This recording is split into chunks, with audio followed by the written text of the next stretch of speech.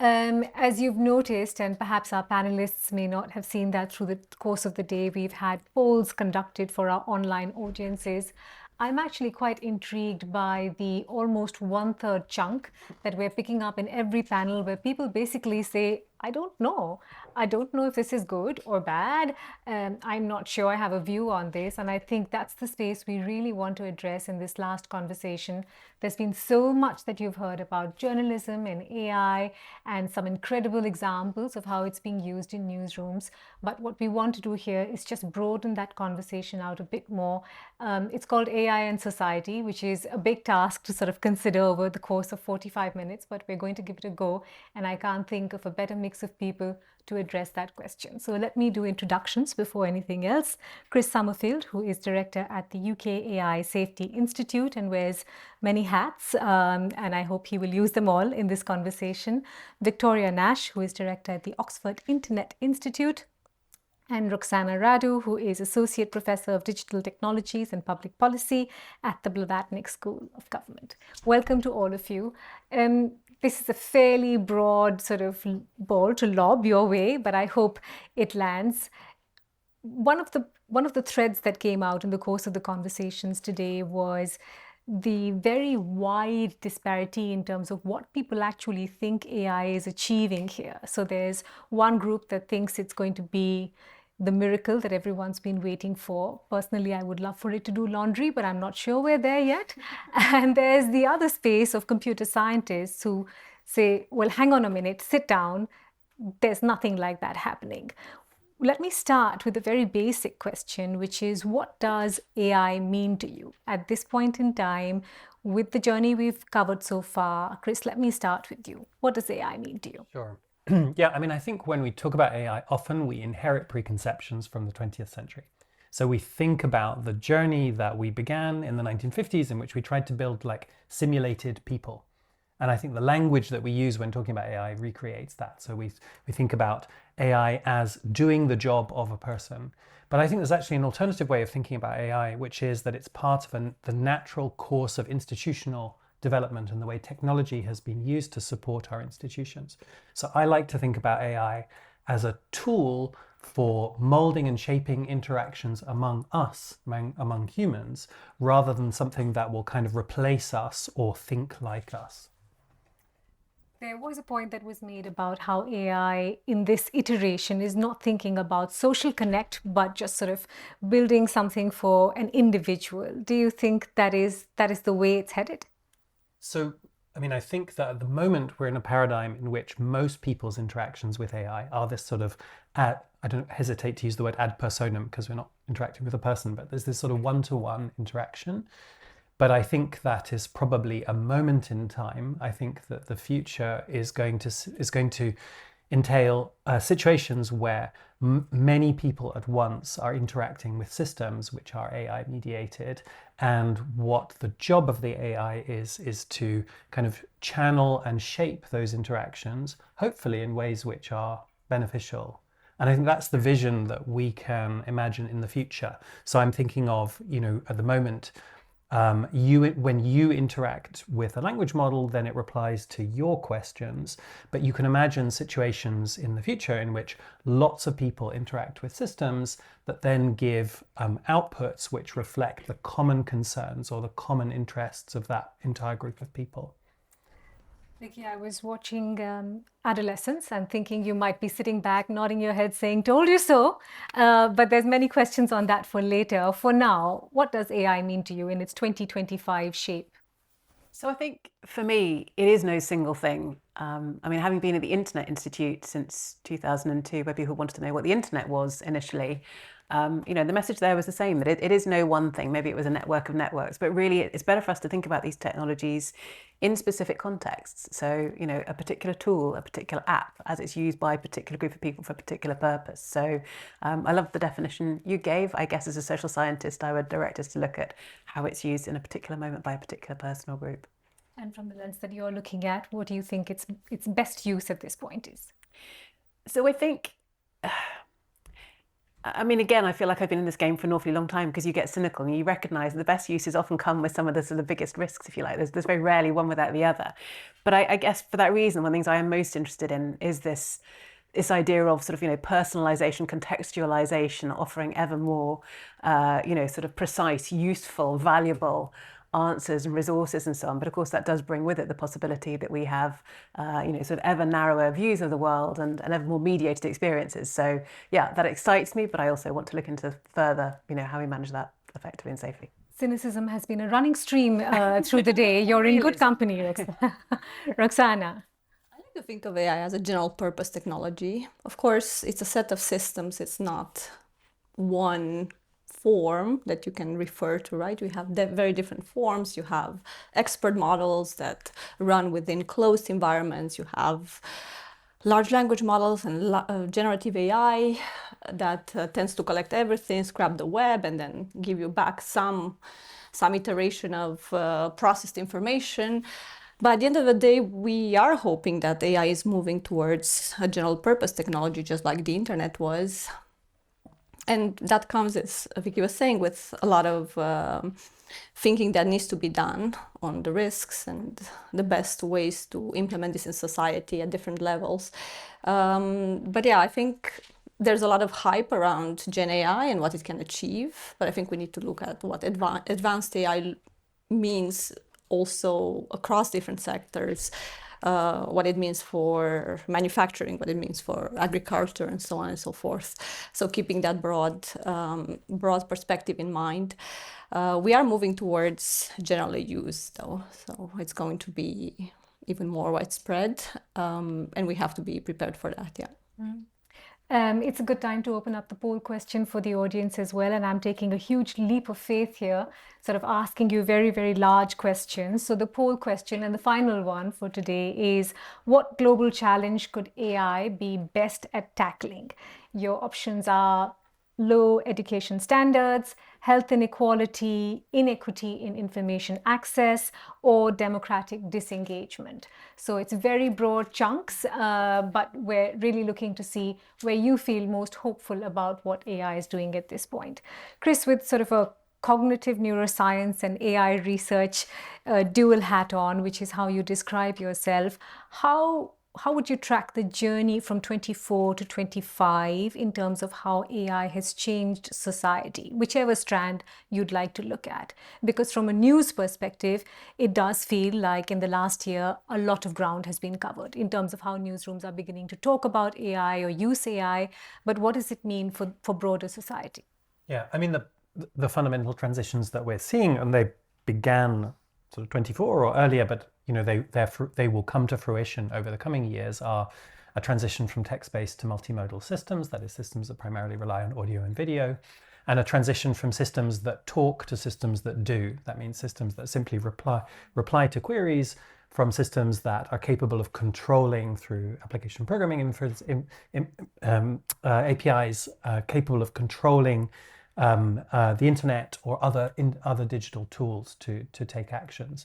And I think that those transitions at the moment, kind of, for example, early 2025, we had Operator released by OpenAI, which is a tool which is capable of essentially taking an operating system and making the sorts of actions that you would make in that operating system. I think what we'll see going forward is a much larger, more ubiquitous use of those types of tools. And I think, just as we heard, that every opportunity brings its risk, right? So I think as the opportunities grow, the risks are going to grow in tandem. You asked an interesting question about how news organizations are sort of building the ethics around which a lot of their AI work is constructed. To your mind, where's that conversation going? Yeah, I mean, I think that, at the moment we live in a sort of slightly Wild West. We live in a sort of Wild West moment in which there is a chocolate box of AI tools which are available to those who are willing and able to use them. But what we haven't followed up with is a series of standards or protocols that define exactly what best practice is for implementation in each sector. And that means that, kind of like each sector is characterized by a variety of actors, some of whom have placed greater emphasis on using these tools for efficiency and profit, and some of whom have placed greater emphasis on the ethical or societal implications of what they're doing. And, I think until we have well worked out frameworks for each sector, then, we won't be able to bring everyone onto the same page and establish the sort of safety and ethics frameworks that we've done for other technologies. Who's best placed to lead that conversation? Because that's the one that gets tricky and prickly, isn't it? It's sort of, if it's large governments, then it becomes, this is my space and this is your space and you can't play in my space. If it's large organizations, that comes with its own sort of set of complications. Where does that lie? Well, I think who's taking charge? It has to be a conversation, doesn't it? So, of course, the actors in each sector will have the domain-specific knowledge. So they will be best placed to know exactly how to use the tools or what the on-the-ground considerations are, but they may not have the right incentives to self-regulate in ways which are for the benefit of everyone else. And large, kind of public sector regulatory bodies or governments will have the incentives, but they won't necessarily have the on-the-ground knowledge. So they need to pool. They need to be able to communicate efficiently, just like in every other safety domain, communicate efficiently in order to work that out jointly. Roxana, a lot of your work is sort of centered around the inequity of this entire process. Why don't you talk us through what your studies have been around? Particularly fascinated by the point that you've made about a digital footprint and how that then impacts who does get counted in the mix and who gets completely excluded because there is no footprint to tap into or to map. Absolutely. Let me start where you left off on this conversation. So obviously we know there's a lot on there's a lot at the level of international disparities. Not everybody has access to AI in the same way. Some countries are building sovereign capabilities, others are have not even started that conversation. There's a lot of difference in who can access what computing capability. And about 70 countries around the world have started their own thinking on the matter. They are developing national strategies, implementing some action plans, and so on and so forth.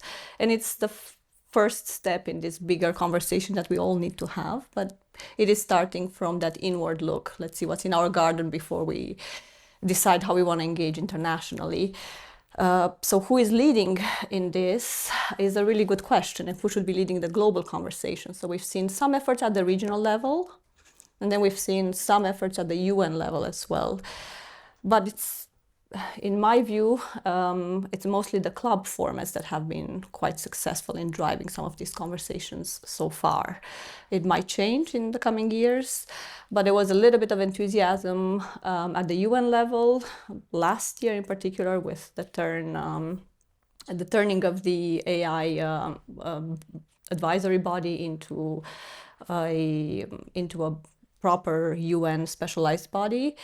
But that's not necessarily as revigorated as a discussion now in 2025. So we'll wait and see. There were lots of budget cuts. Those all affect how this body will end up looking like. So in between, there's still the clubs, the minilateral clubs. And I think we can say the same about industry. There are a couple of consortia that work really well and not much beyond that. But obviously, if we look at the global impact, there's still a huge difference between this individual use of AI tools, and we're seeing an increase in that individual use, and the laggard position of institutions still formalizing their approach to AI. So while they are still conceptualizing what's best for their particular institution, use cases, and so on and so forth, their employees are going ahead and using it in a personal capacity, and it's happening more and more. That gap is narrowing a little bit in certain sectors, especially if we think about the security-sensitive ones, but that's still happening, and is definitely widening in other sectors. Take the education sector as one big example. So yeah, thinking about digital footprints. It's an important discussion. So we ran a study that was taking data from here, from Oxfordshire, looking at who is left behind when you automate more and you put more services online.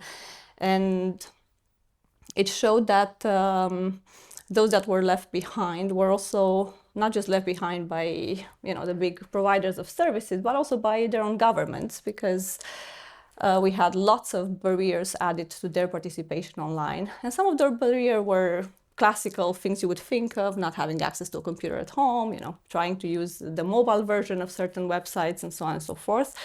But others had to do with just how often the systems get updated, how often they get patched for different vulnerabilities, and the fact that it looks different to what you saw 3 months ago. And that's a challenge if you're not used to seeing everything updated every single month, right? So with AI, that's going to happen even more. And obviously, we need to think about those implications down the line. Are you seeing signs of any solution finding? Or is it sort of moving ahead with the basic principle of if you can, keep up? It's mostly the second, yeah. It's moving ahead. We haven't yet figured out a way to comprehensively acknowledge who is left behind to start with, because with AI we have additional divides added on top of the digital divide we were used to. So this is work in progress, I guess. Both governments and us, different institutions, need to think about what that means. Just one quick question on the point you made earlier about how organizations are thinking about what to do with individual employees and how they use AI. Any examples that you could point to in terms of this is a good practice and seems to have worked well with an employee workforce? I'll take the example of my students. Can you tell yet with the project? So some of them use it for some of the written assignments, not to deliver the work you would want to see, right, for evaluation, but in order to just as a sounding board. As a sounding, I hope not that much as a sounding board. I hope they would go back to some of the concepts we taught in class. But I think a lot of them use it for editing purposes, especially non-native speakers, and that's something that has definitely changed in how they deliver their works, because they want to do a better job, and if they feel confident about what they've written, they might not always feel confident about how that is expressed. So there are some useful uses, but obviously there's that blurring line between how much you prompt the system to give you some answer and how much of it is simply for improving the language. Sure. Vicky, I want to go back to the point Chris was making about who leads the conversation. And this is something you've talked about quite often with large tech, the private sheriffs, as you call them, versus a government coming in, but in countries such as mine, running the risk of weaponization of that sort of regulation, particularly attacking those that are critical of these governments or critical of someone who is in power. With specific reference to what this means for young people. Because as I was saying earlier, I don't think there's a parent in the world that is now sort of sleeping calmly after watching that Netflix series. But it's something you've been talking about quite often. What are we doing about safety? And I think for people watching, this is a huge touch point, isn't it? What does AI and tech mean for the kind of world my child is growing up in? How do I ensure that they're in a protected space, even as they're exploring things online? Sure. So maybe a couple of angles on that. So maybe just to take the first point you raised as a starting position, I do think, for me, one of the things that the last 12 months, or certainly the last 2-3 months have done is to emphasize beyond any doubt what an important geopolitical issue the development, production and sale of AI systems and tools is, right? So we knew that before in theory, but if we think about, say, the social media context, in the context where you have now, a US government that calls content moderation, according to European values, censorship, you have a real issue perhaps with now maybe both the social media companies, but also maybe the companies whose systems they're going to be using for content moderation, all feeling, bound or freed, whichever way you look at it, to maybe do a little bit less. Now, arguably, that was a problem that other countries, smaller countries, have always faced, if you like, sort of being maybe rule takers rather than rule makers in the eye of these big companies. But I do think it's been quite a wake-up call maybe for all of us in Europe over the last few months to realise that we should no longer assume that our laws and our governments will be enough to ensure that our local values are necessarily adhered to by the companies whose products we're using. I hope I'm going to be wrong on that, by the way.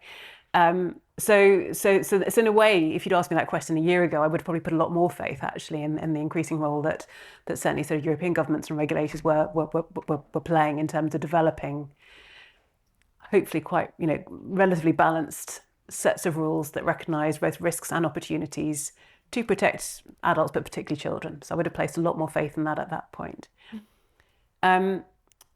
Where we are now, so obviously those systems, those new pieces of regulation, the DSA in Europe, the Online Safety Act in the UK, Age Appropriate Design Code, etc., those all still exist, but it'll remain to be seen how well enforced they will be and whether, say, fines will prove effective in maintaining those rules.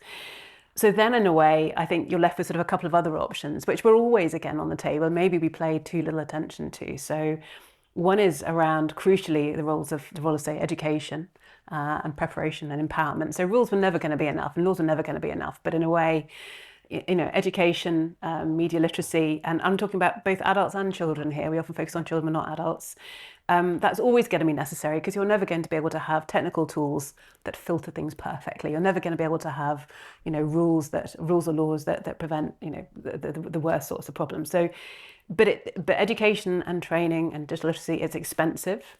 It is very decentralized. You're reliant on an awful lot of different actors to deliver that. So, and not even just schools and not just tech companies. But I think it's really reiterate that we must focus on that much more, and we must get much better at actually evaluating which interventions work. So that's the other area. We maybe have trialed lots of interventions, but we don't necessarily know which ones are effective. We're going to have to do that again in the context of AI, for example. But the last thing I suppose I would flag, and actually maybe this speaks to the point about adolescence, which I have to say I've not yet watched. I am bracing myself for that. I actually find I will. Maybe I'm going to say something slightly controversial in this forum. I actually think there is a big role for the media to play in this space, and good drama, good fiction is a really important way of helping us all understand the risks and opportunities around technology. But I think we should face the fact that very often it is the negative stories which draw more attention.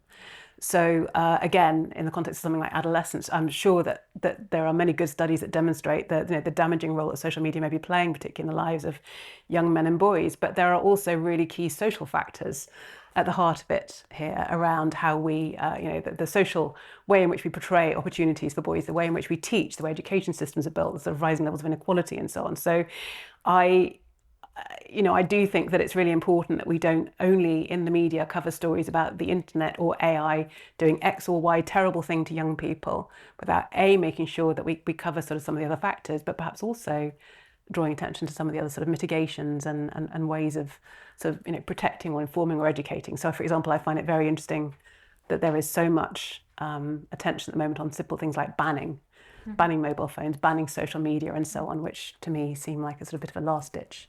In the shoes of someone who is an audience member, Vicky, someone who's reading news online, consuming news on the internet, or whatever your preferred form is, what do you feel is missing in that conversation? What sort of stories are not being told that you think are really important to build context? So for me, the stories that are missing are the positive ones. So to go back to the very first point I made, all these technologies bring opportunities and risks.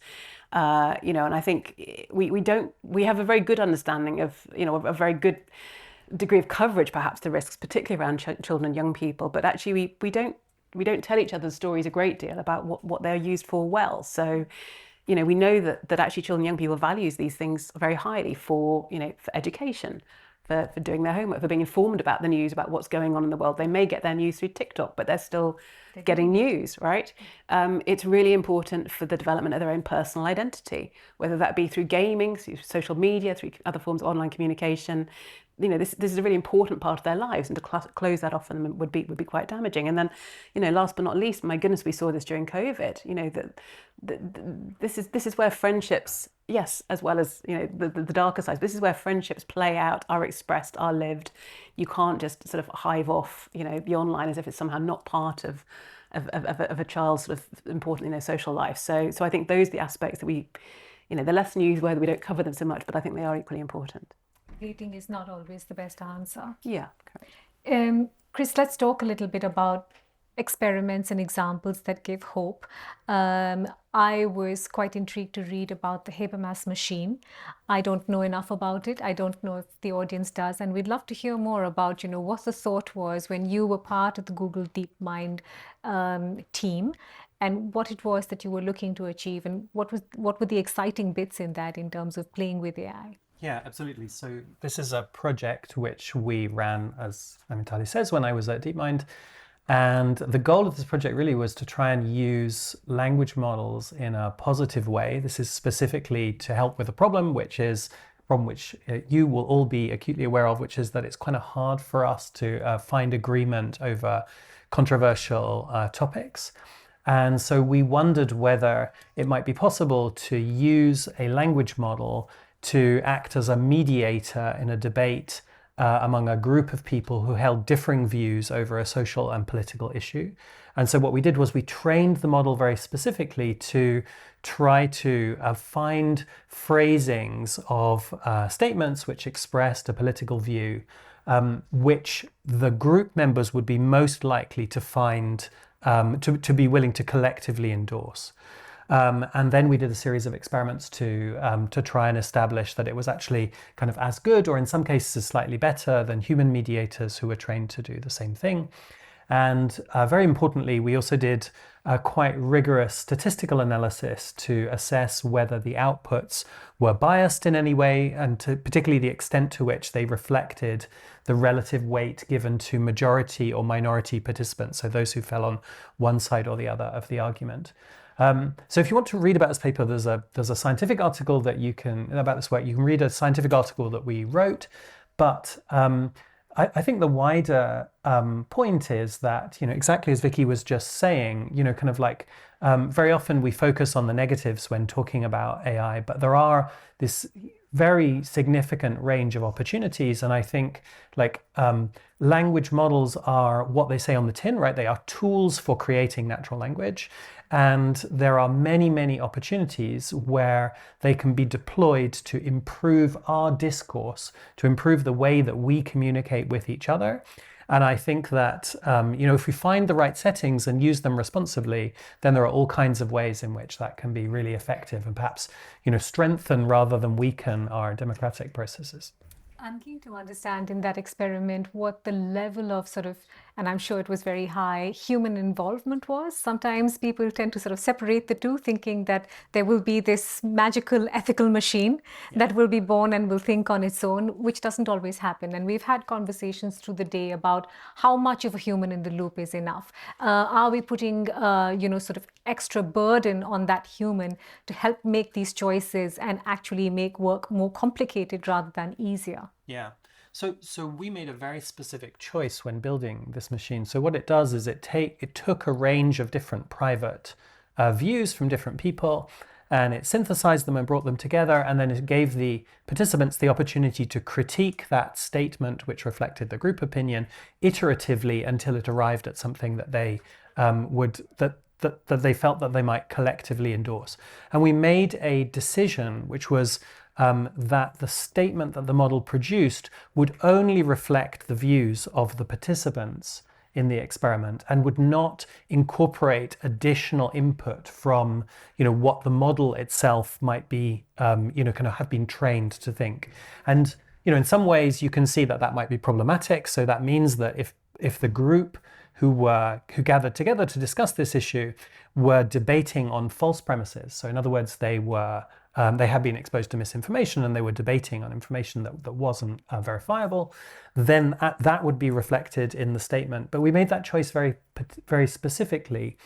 And it goes back to what I said right at the beginning, that I think, kind of some of the most powerful uses of AI are where we use it as a process and not as a surrogate person. So the alternative, of course, would have been to get the language model to have its own view about what was right or wrong or what was true or false. But in this particular case, we felt it was important that the model stepped back and was just used as a tool to kind of funnel the views of the participants in the process.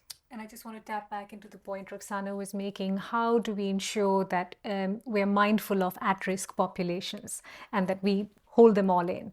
Yeah, exactly. So, I mean, we did one of the nice things about working with these tools, of course, is that you have the opportunity to do NLP, natural language processing analysis, or statistical analysis, which can kind of dive deep into the data and try to understand whether the model is behaving in different or discrepant ways for different demographics. So we did, and in the paper we did a number of these analyses precisely to try and ensure that those participants who might have, either be minorities either by virtue of their views on the topic or minorities by virtue of their demographics, that they weren't being kind of excluded or underweighted in the process. And I think, by thinking carefully and by doing the right analysis, it is possible to build tools which you can show empirically are going to be less likely to disenfranchise people who perhaps with our existing systems might be less likely to be heard or might be less likely to be able to participate.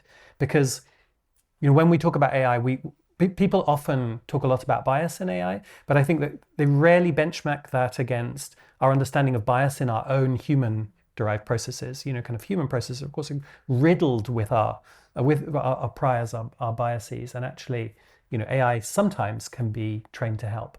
Or the communities that we live in many circumstances. Roxana, another point that you've sort of made in a lot of your writing and observations is how AI is not quite equipped for times of conflict.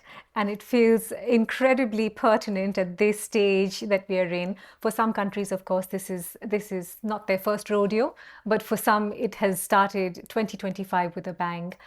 What's a good way to approach this conversation, thinking about how deep conflict is now across so many parts of the world? It's a tough one. I would say we've seen very different uses of AI already in conflict. So we have automated tools that may designate targets, and that's one type of concern. But then we've also seen in more divided societies, maybe not necessarily at war, but just in conflictual situations more broadly, tools to AI-based tools that were trying to bring those populations together around one message, so by using automated simultaneous translations and so on and so forth. Last year was also the year of elections, and we've seen quite a bit of that. From manipulation with tools that were AI enhanced, more traditional tools or more traditional forms of manipulation, nothing new there, but easier to propagate with AI, all the way to some beneficial uses.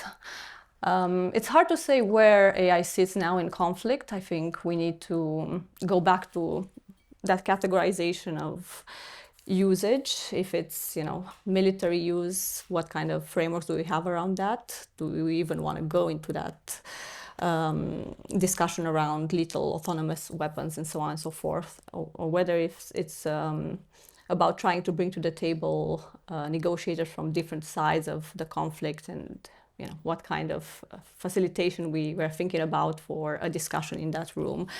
There's a wide range, and I think sometimes we're lumping together all of these things, and it's just one use of AI in conflict or in war situations, whereas, again, it's a general purpose technology that you can deploy in very different ways, and you need to reflect, obviously, on what is at stake when you add AI into a particular room. But we're seeing everything from negotiations aided by AI all the way to targeting military objectives. Yeah. If you were to point journalists towards the most important stories to be telling at this point, Roxana, about AI and conflict, because again, it goes back to the same thing. The most common stories that you hear is, well, AI exploded with the images and fake videos that came out from Gaza, and now it's sort of many multiples of what we saw during COVID. What do you think are the most important stories that journalists should be telling at this point about conflict and should be building more understanding for audiences around? I would turn journalists towards remedies. I think they need to inform the population that these are not tools that are just off the shelf deployed against them necessarily, right? Just telling them that there are remedies for certain situations in which AI injustice does occur, right? We're seeing a lot of that, obviously, on the ground. We're seeing a lot also at the level of just virtual circulation of images and so on, fake audios. I think we need to inform people about their options when it comes to taking action against AI enhanced tools. We are not seeing a lot of that. Fair enough, we don't have a lot of legislation on the matter for the time being, but this is currently being addressed in a number of jurisdictions. We have either bills that go through Parliament or already available legislation, and nobody's really talking about what you can do when that happens. So I think that's the general level. With regards to conflict, I guess we still need to be very cautious as to how we report about the vulnerable people. Also conscious that this information will stay online. It will be repackaged by AI systems so many times that somebody that has been captured in one of the news stories will probably have that footprint for the rest of their life. So will their children. Everyone in that family will be affected by whatever was reported in a particular situation. And again, conflict areas are coming with a lot of sensitivity. I think we need to be also rethinking how we're doing that reporting from the ground, because everything we put online nowadays will stay there almost forever. Vicky, what's a good way to build that conversation? I mean, you made the point about media earlier, but Meta, for example, decided that free speech now looks like a completely different thing.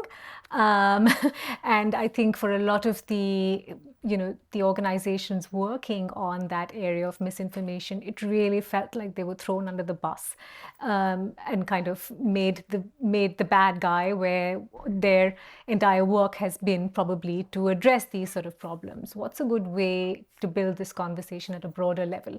And I guess the extension of that is, do audiences even care that people are working around this?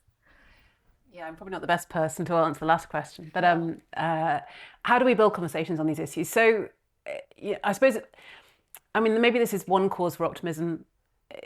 When challenges and problems do arise in the wider world, the sort of politics that we're seeing at the moment, I mean, at the very least, it does shine a light on some of these issues, and people may read about them, may think about them in context they never would have done because they took things for granted. So, for example, things like the changes to Meta's content moderation policies.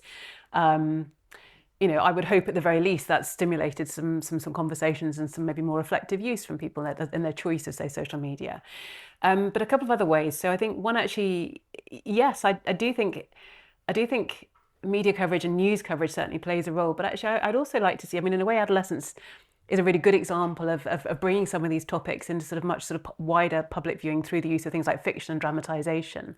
And those do reach groups, those do reach people who wouldn't necessarily read a lot of sort of, deep coverage about the intricacies of internet regulation, for example. Yeah. So I do think that's quite key as well. We obviously also need to better support our schools to ensure that, we're not teaching things like, media literacy in the most narrow sense of which fact can you trust online and how do you learn which one.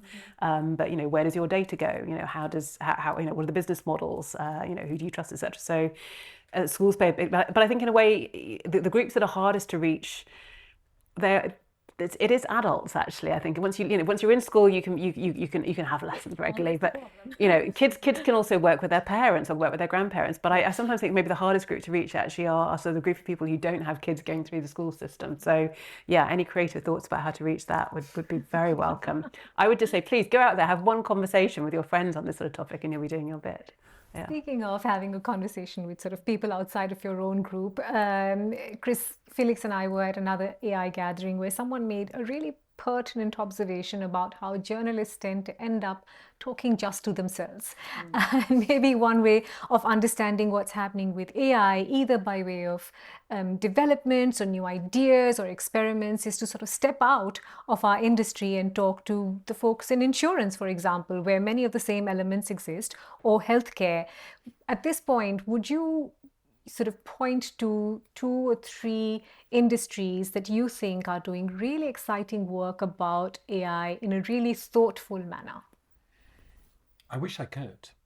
That would be great. I mean, I think that, kind of, I'm sure that all of you grapple, with AI in your workflows every day, and you're not alone. I think that in every sector, kind of people are kind of unsure exactly what to do about this. And I think it doesn't matter whether it's health or education, finance, you can see the same conversations going on, and there are the same uncertainties. There are uncertainties about the rapid pace of development of the technology. There's uncertainties about like how to trade off kind of rapid implementation with its concomitant efficiency gains against the risks that come from a product which is not yet robust, which might be bad for business, but it's also definitely going to be bad for everyone else. And these conversations seem to be going on everywhere. And I completely agree that we don't have, and we need cross-sectoral principles for thinking about how to have these conversations. And so one of the things that we've done at the Security Institute is to try to stimulate programs which bring together experts from different sectors in order to initiate conversations that where the domain-specific knowledge may be very different, but the issues relating to AI safety may actually be shared.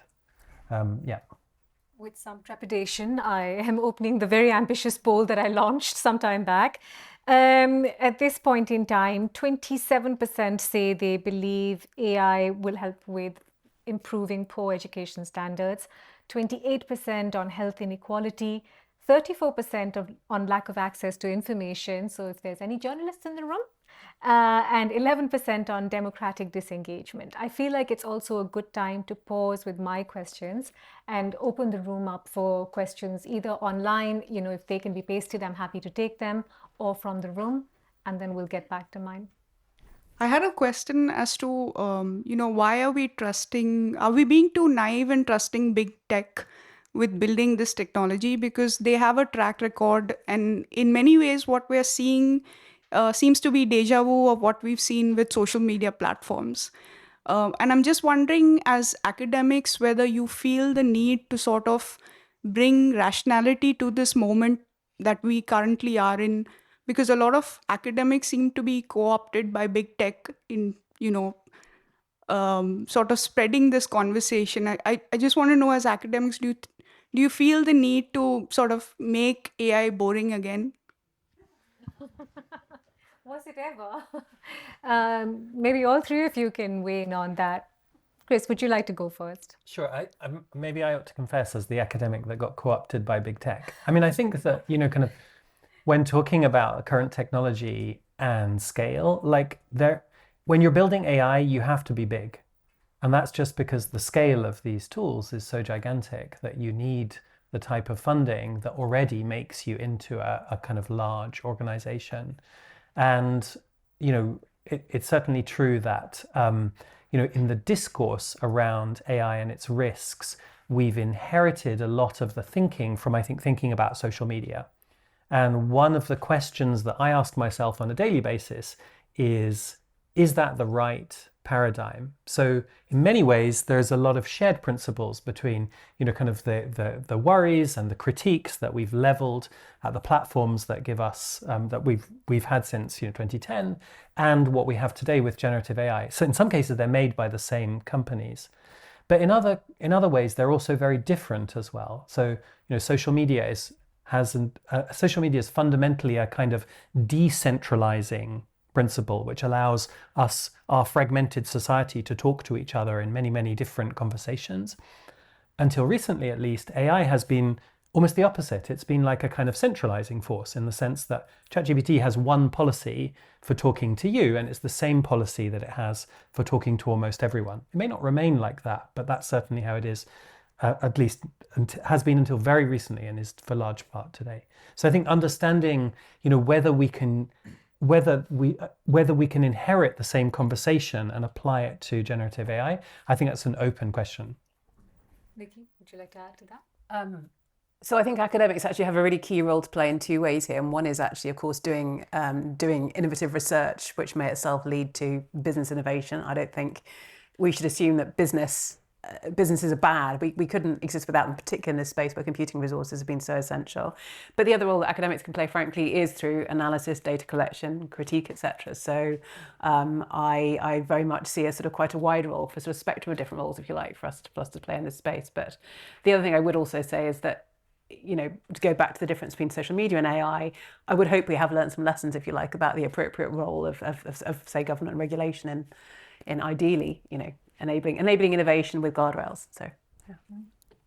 I'll only add to that very briefly that we're also training the next generation of professionals and leaders, and we want to prepare them to take that critical stance. I think that's part of what makes academia extremely valuable in this discussion. We're not always sitting at the table when the big decisions are made around AI models and so on. We're almost never there.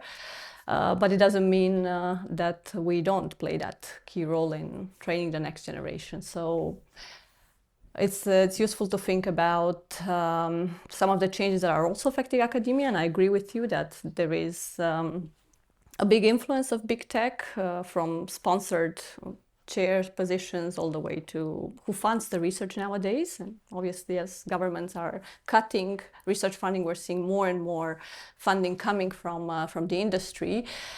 We still need to ask ourselves, what are the questions we can't ask on particular grants from the big tech, and where the conversation has not been going so far, and what is it that we can add. And I think that's work that is similar to what journalists are doing nowadays. We are probably able to even work together on some of these things, uncovering what isn't being said in some of these discourses. There's a question that's coming online, and I want to take that one before I go back to the room, from Matt McVie, who says and asks, do you think the rise of the internet offers a useful comparison for understanding the current surge in investment and access to LLMs and other AI technologies? Are there particular lessons from that earlier shift, whether in journalism, society, or public trust, that seem especially relevant or not to how AI might shape the field today? It's a big one. It's a huge one. Yeah. So actually, the point I pick up on would be trust, I think. So I think one of the things that we really did learn with the internet, as with previous technologies, is that trust is very context dependent. So to say, do you trust the internet? Do you trust AI? is a fairly meaningless question. But what you can ask is, who trusts this particular technology in this context? So to go back to the sort of point about, for example, excluded minorities, very often, particular groups will feel less trusting because they are, either not represented, or they are excluded, or because it's not built for them. So for me, that would be the lesson I think I would take away from previous studies of how we developed and invested in internet technologies, is to think really carefully about what are the conditions under which people will trust an instance of a new tool, a new service, and can we please not have to learn those lessons all over again? Would anyone else like to add to that, Roxana? There's this idea that we're seeing more and more around us, that the internet had the .com boom and then the fall of that market very quickly, and that we're approaching a similar situation for AI models. There's a lot of investment, but obviously they're yet to prove in many cases their value, because we still need that verification, right? Inaccuracies, hallucinations, all of the things that we know about these models. So people fear that we're going to approach that. I personally am not so worried about this particular aspect of the investment, but I am seeing a huge difference with the early history of the internet.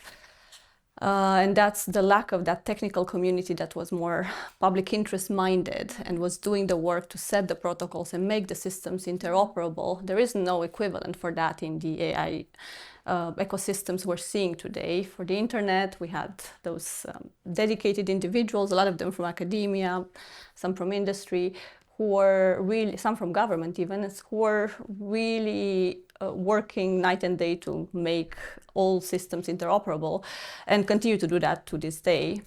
It's not at all the case for AI. In fact, what we're seeing for AI is the imposition of unilateral rules or standards or protocols. It's a lot more about de facto standards than it is about negotiated standards in international venues. That's a big difference for me, and I think we still need to think about who can look after the public interest and who can make sure that all the geopolitical tensions that Vicky was talking about have at least one fora in which they can be aired or fora in which they can be mediated, because ultimately we don't want to live in worlds that have non-interoperable systems and AI systems that can't talk to one another when we're relying more and more on AI. Yeah, it's such a good point, and I wanted to ask you that, Chris, and sort of turn Karen's question on its head a little bit. Not for academia, but for anyone out there who's listening, who is a young innovator, not sort of in the world of journalism and not in the world of academia, but a young, bright engineer who's looking to do cool things and is thinking about it, in a way different from how some of the big tech platforms are thinking about it. What would you say to them? Well, I mean, it's the best time to be alive, right? The wealth, I mean, it's extraordinary. If I think of when I joined Oxford in 2008, almost everyone who came through my research group, their one aspiration was to go on into academia and have an academic career. I would say now that has dwindled to less than a quarter, probably. Most people want to go to not just to industry, but they want to go out into the wider world and build things and fix things. I think people are acutely conscious today that kind of like the ability to sit down and study esoteric problems in academia is like an absolutely enormous privilege and one that should not be worn lightly. And kind of there's a wild space of opportunities that have been made available largely by AI to go out and do innovation in really kind of exciting ways. And I think, kind of the language models are a technology which essentially kind of they cut the training burden for being an innovator. They slash it to an absolute minimum, because like rather than having to learn like all the intricacies of coding and different platforms, you can actually use the technology that we use for interacting with each other, which is natural language. You can use that to communicate with systems that can then do really exciting things for you. So yeah. Any more questions from the room? Hi. I had a question about vulnerabilities and new kinds of vulnerabilities or vulnerable communities to AI. And I think you're kind of all touching on this in different comments you've made. But I'm just thinking about how, in the way that young women, and particularly mothers, are the most vulnerable group to kind of scaremongering advertisements and social media, and the way in which you could say that young creatives who are entering performing arts and the risk of them being sort of their face scanned, voice scanned, and their likeness being reused in perpetuity might be more vulnerable to generative AI systems today. It just strikes me there's kind of new types of groups that are becoming more and more vulnerable to the risks that we're concerned with as these systems are more widely deployed. So I was curious, how are you thinking about vulnerability? How are you thinking about how you might find those groups, and what might be some solutions to addressing those kinds of risks? Just to put something out there, we often have framed it, I think, in the past in terms of vulnerable groups, whether we're thinking about, as you say, so children or vulnerable adults, say, from a financial regulation perspective. One of the things that I think we maybe need to do differently here is to think about individuals being vulnerable at a particular moment in time. Again, not sort of super new. I think we've had advertising, for example, on social media, picking up on sort of emotional laden words that'll advertise you, I don't know, some reduced price chocolate and things that a particular. But I think we're going to see much more of that, obviously, with the types of tools and services that can now be applied. So yes, there will be traditional vulnerable groups. There may be some new ones, but where we can generalize. But I also think we need to focus a bit about what does it mean to what ethical guidelines actually do we need to ensure that all individuals in their sort of their everyday online activities are treated responsibly, so that those moments of whether it's financial or emotional vulnerability are not capitalized upon, particularly I think in the context of things like advertising. But actually, as we move to autonomous or advanced agents, there may be even more sort of significant concerns around that. So I do think this is something we need to think about. I don't have the answers yet, though, I'm afraid. But I'd be to see what you think. Would anyone like to add to that? Yeah, very quickly. I think we've also had this approach of individual risks. So we've looked a lot at what it means for an individual to be exposed to a number of vulnerabilities and so on and so forth. And maybe that framework has to be reconsidered when it comes to some of the collective risks that AI brings. And again, we can be still using frameworks of human rights that are very much about individual protections, individual safeguards, but we probably need to think about what happens with these artificially created groups, because ultimately AI will pull together information sometimes without the possibility to ever explain how it got to that. And it will create new groups, and then it will treat those new groups in different ways. And that's not yet captured very well by our legal systems, and we have to think about that. But I definitely agree with what Vicky was saying, that any one of us can be vulnerable at any point in time, and this is what is changing with AI. I think we're out of time, and I don't want to end on a very gloomy note. From experience with our climate work, what we've noticed is what works with people is when you leave them with something to take back, even if it's a small story about a neighborhood and how they're redoing and refurbishing a particular space to bring the biodiversity back. So let me ask the three of you for one AI tool that you may be using either personally or professionally that you think has been really useful, and anyone out there could go out and use it. And if the answer is none of them, that's fine too. Roxana, let me start with you. Yeah, for me, it's actually none of them. But I think we also need to have that protection embedded, that we have some AI-free spaces. Sometimes I sit in these online meetings and there's always an AI note taker, and I always disable that because I actually want to have a conversation that is not recorded in a particular way. So I don't know, this is something that we need to consider. Where do we implement those AI-free spaces as well? Vicky? That's a good point. Yeah, actually, one of the things I'm looking forward to about coming to the end of my term as head of the department is having the space and time to experiment and play a bit with a lot of the new tools and things. But one of the things that I am excited by the prospect of is real-time translation. So obviously, one of the great things about being in Oxford is you have got a tremendously international audience, but the idea that actually you would be able to at events like this get over the language barrier and have real-time communication with colleagues and audiences in other countries, that is super exciting. So I'm looking forward to playing with that. Yeah. Yeah, so I'll tell you a story. So when I formed my research group, which does a lot of mathematical modeling and involves a lot of coding, I was fresh out of my training and I was like up to date with all of the latest tools and techniques.